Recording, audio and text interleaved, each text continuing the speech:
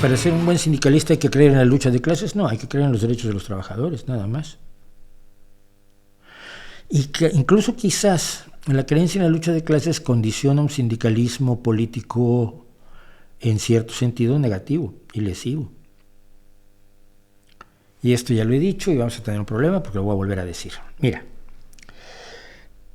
la lucha de los trabajadores a través de los sindicatos, desde los inicios de la Revolución Industrial, han permitido mucho de lo que hoy vivimos, ¿no?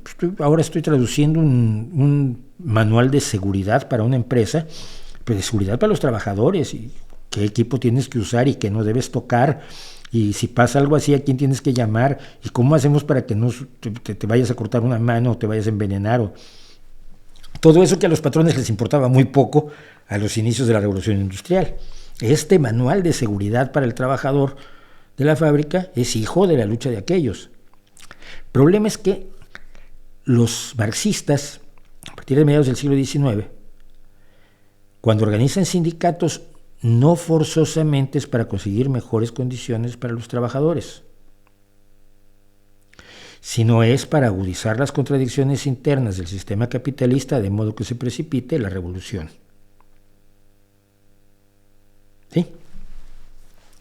Un obrero satisfecho y contento por los beneficios que tiene, que se siente parte de su fábrica, que recibe un sueldo que le resulta satisfactorio para mantener una vida digna, para que sus hijos tengan ocio, que sus hijos tengan buena educación, que sus hijos tengan sanidad, que tengan una vivienda razonablemente digna, que puedan irse de vacaciones o ir al cine y al parque de diversiones y demás, pues mal revolucionario. Es un mal revolucionario. Revolucionario es aquel que no tiene nada. Entonces, las huelgas organizadas o empujadas por los marxistas en muchas ocasiones, y en gran cantidad de ocasiones, por las que yo viví por lo pronto, tienen por objeto aumentar las condiciones subjetivas y objetivas, en lenguaje marxista, es decir, las condiciones reales y las condiciones de percepción o de ideación de la lucha de clases y de los procesos históricos y sociales, que precipiten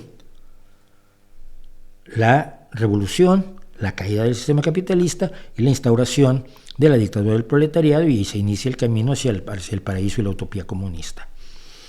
Entonces, te veías tú, yo me vi muchas ocasiones, no en muchas ocasiones, en un par de ocasiones, con sindicatos que no querían que se ganara la huelga, porque si se ganaba la huelga, los trabajadores iban a estar encantados de la vida.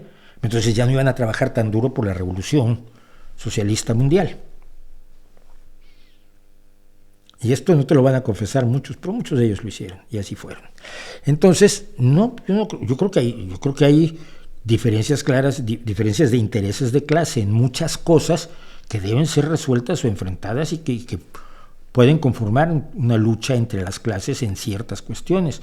Hay otros puntos donde puede haber elementos en común entre las clases y convicciones y objetivos en común incluso, ¿no?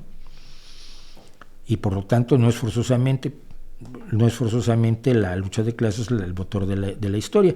Esto lo decía muy claramente Bertrand Russell cuando señalaba: cuando un obrero católico vota por un político derechista millonario católico antes que por un socialista pobre y trabajador ateo, es porque la lucha de clases probablemente no sea siempre lo más importante, sino pueden participar elementos como la religión.